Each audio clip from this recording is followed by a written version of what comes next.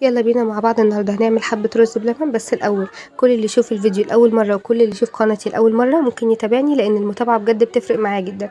يلا بينا.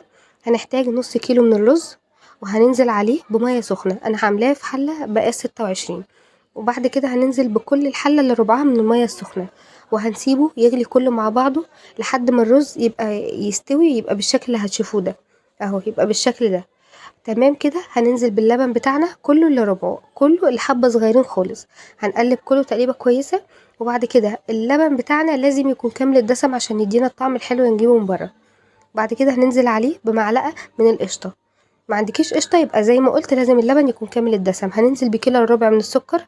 انا نازله بكيلو ربع، ممكن اقل على حسب ما تحبي. هنقلب كله مع بعضه لحد القوام ما يبقى لا خفيف ولا تقيل، يبقى قوام متوسط علشان يعمل الكشكشه معانا زي اللي بنجيبوه من بره، زي ما رز المحلات اللي بنجيبوه من بره كده.